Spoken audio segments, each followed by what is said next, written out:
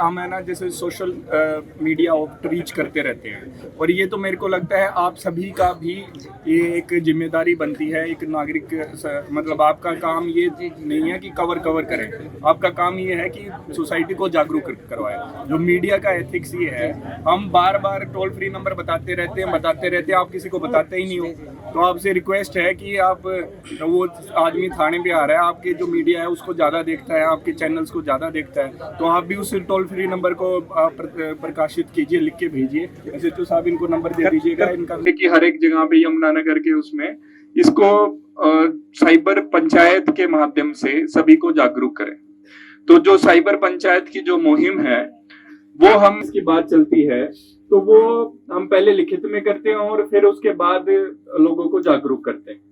लेकिन जो साइबर पंचायत जो हमारा पुराना कस्टम है, हमारी सोसाइटी का, जो हमारे समाज का एक कस्टम है कि सभी लोग आपस में खड़े होके बात करके एक दूसरे से प्रश्न उत्तर करके उस चीज के बारे में अवेयर हो, उस मॉडल पे आधारित हम सोच रहे हैं कि एक साइबर में हमारी कोशिश ये रहेगी कि आप सभी को जागरूक किया जाए साइबर क्राइम्स के रिलेटेड।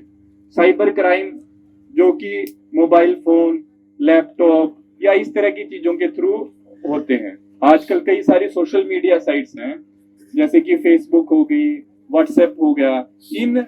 इनका यूज, इनके ये इस्तेमाल से हम सभी को सहूलियत तो होती ही है, लेकिन ये एक माध्यम बन गया है। जो क्रिमिनल एलिमेंट है वो क्या करते हैं, इसका मिसयूज करते हैं और आपके जो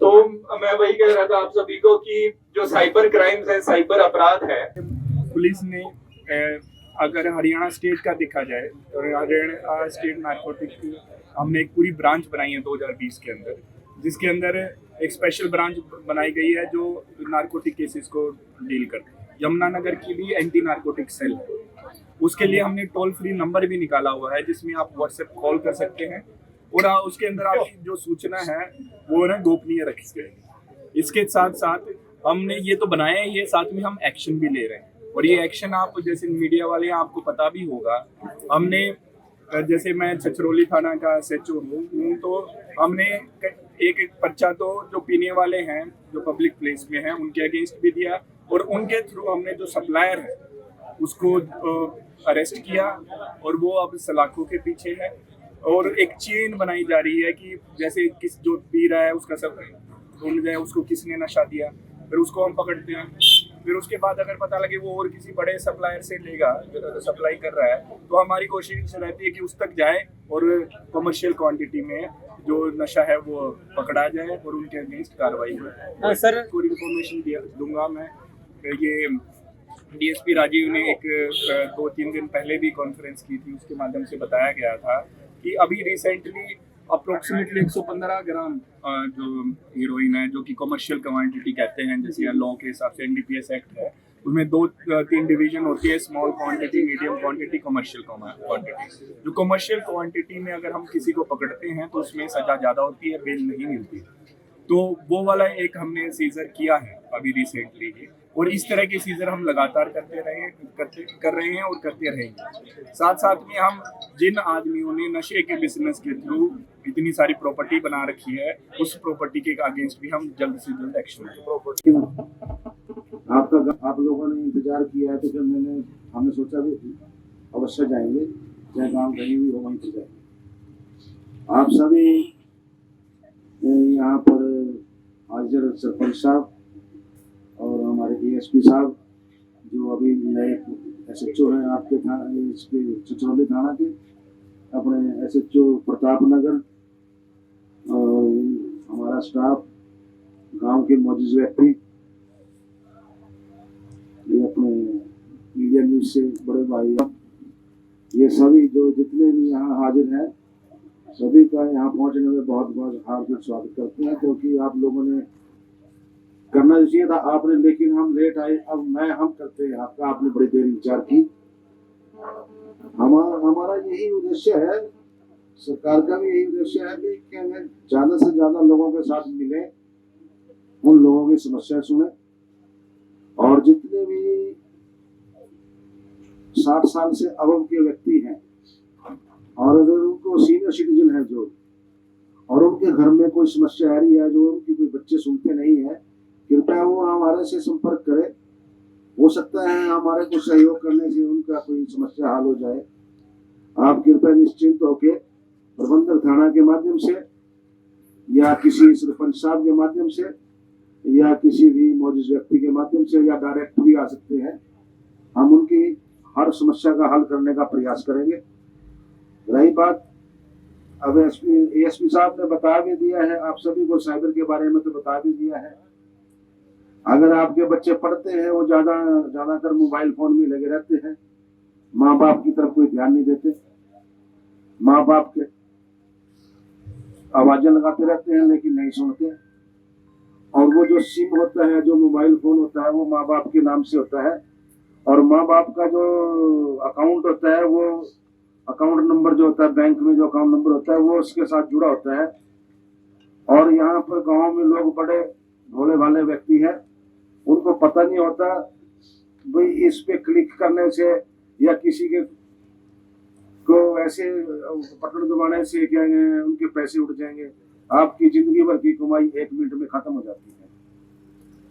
दूसरा, अपना अभी बता भी दिया उन्होंने, नशे का बड़ा प्रचलन हो रहा है हमारे यहाँ से, यमुनानगर में ज्यादा है, यूपी के साथ टच है। दूसरा, जो लोग हैं वो इसको आसानी से बेचते हैं। जिनके बच्चे ये स्मैक या कोई भी नशा करते हैं, उनको पता है वो भुक्तभोगी है और वो किस दौर से गुजर रहे हैं वो वही जानते हैं। कृपया अगर किसी के पड़ोस में या किसी का बच्चा अगर कोई स्मैक पीता है या बेचता है, उसके बारे में तुरंत पुलिस को सूचना दे, ताकि पुलिस उसके कोई ना कोई समाधान करेगी। और इस गांव में किया और क्या पर्पस है हमारा ये जो है ना, हमने ना कल से ही हरियाणा उदय के अंतर्गत लोगों के प्रति अवेयरनेस करना स्टार्ट कर दिया है। हमारा जो इस प्रोग्राम का पर्पस ये है, इसका मकसद ये है कि लोगों को से ज़्यादा इंटरेक्ट किया जाए, उनकी बातें सुनी जाए, उनकी समस्याओं का हल किया जाए। साथ साथ में हमारी कोशिश ये रहती है कि उनको कई सारे ऐसे सोशल प्रॉब्लम है, सामाजिक समस्याएं हैं, जिनके बारे में अवेयर किया जाए, जागरूक किया जाए। एक सबसे, जैसे आप अभी कवर कर रहे थे तो मैं बता रहा था सभी को कि एक साइबर पंचायत जो इनिशिएटिव हमने यहाँ पे शुरू किया है, जिसमें हम हर एक गांव में जाके पंचायत करते हैं और उनके सजेशन लेते हैं, उनको इन्फॉर्म करते हैं कि साइबर क्राइम से कैसे प्रिवेंशन किया जाए। तो सबसे बड़ा मकसद तो ये था कि जो साइबर क्राइम्स के अगेंस्ट जो हमारी मुहिम चल रही है साइबर पंचायत की, उसके बारे में अवगत किया जाए, उसके बारे में आदमियों को अवेयर किया जाए और उनको बताया जाए कि क्या क्या ऐसे काम करें जिससे कि आप इन फ्रॉड से बच सकते हैं। दूसरा, नशा एक प्रॉब्लम है हमारी सोसाइटी के अंदर, उसके अगेंस्ट हम जागरूकता लाना चाहते हैं। इसके साथ साथ हमने सभी ग्रामवासियों को बताया है कि हरियाणा उदय के तहत एक राहगिरी प्रोग्राम का आयोजन हरियाणा यमुनानगर पुलिस कर रही है, जो कि 30 जुलाई को बिलासपुर में होगा। और आपसे सभी से रिक्वेस्ट है कि आप उसमें बढ़ चढ़ कर पार्टिसिपेट करें और उसको सक्सेसफुल बनाएं। और सर, जो साइबर मतलब कोई नंबर टोल फ्री भी जो कैसे बजे हो जाए फ्रॉड को? हाँ, तो एक नंबर है, टोल फ्री नंबर है, ये हरियाणा का नहीं, ये पूरे इंडिया का नंबर है 1930, जिस पे अगर आप कॉल करेंगे तो आपने जो फ्रॉड हुआ है उसके अगेंस्ट कंप्लेंट रजिस्टर होगी, आपसे इंफॉर्मेशन मांगी जाएगी और उसके बाद अगर आपका बैंक का अकाउंट, बैंक का जो में से जो पैसा निकला गया है अगर किसी अकाउंट में है तो उस अकाउंट को फ्रीज भी किया जाएगा। साथ साथ में हमने ये भी बताया कि यमुनानगर पुलिस ने साइबर थाना बनाया है अपने फरकपुर पुलिस स्टेशन के ऊपर, इसकी बिल्डिंग है, जहाँ पे आप जाके FIR रजिस्टर करवा सकते हैं। और हमारी पुलिस ने कई सारे ऐसे गैंग्स का पर्दाफाश किया है जो साइबर क्राइम्स में इन्वॉल्व रहे हैं और हम अगर आप कंप्लेंट देंगे, एफआईआर रजिस्टर करेंगे और उसके बाद हम कोशिश करेंगे कि जो साइबर क्राइम है उसका जो क्रिमिनल है उसको हम जल्दी से जल्दी अरेस्ट करें। सर, आप पंचायत लगा मुकाबले ज्यादा नंबर में घटित होते हैं और इसका कई सारे कारण हैं। इसके पहला कारण ये होता है कि जो साइबर क्राइम करता है वो आपकी मेंटेलिटी से जानकारी नहीं होती।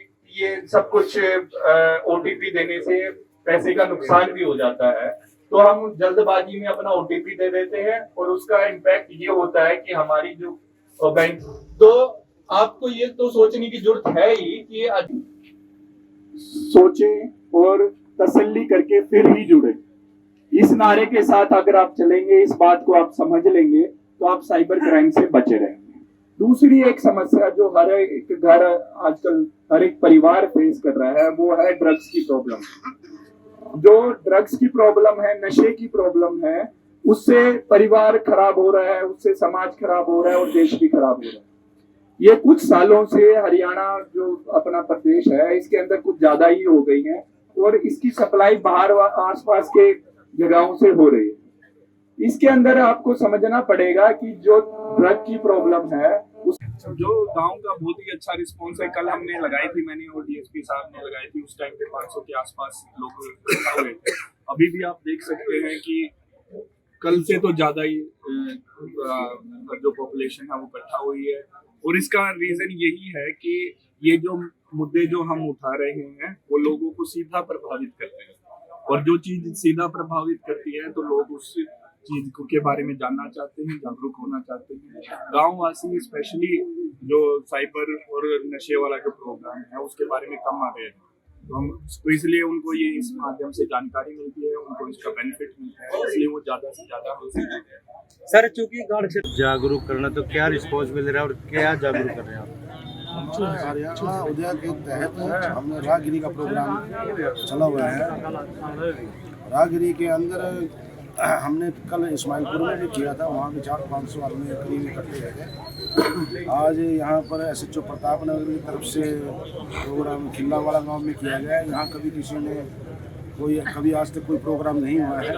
आज से पहले जो हमने सबसे लास्ट हार्ड का गांव है यहाँ पर आए और यहाँ पर ये 400-500 आदमी की तादाद में इकट्ठे हुए हैं और इन लोगों को इसीलिए आज यहाँ प्रेरित किया गया, नशे के बारे में भी प्रेरित किया गया है।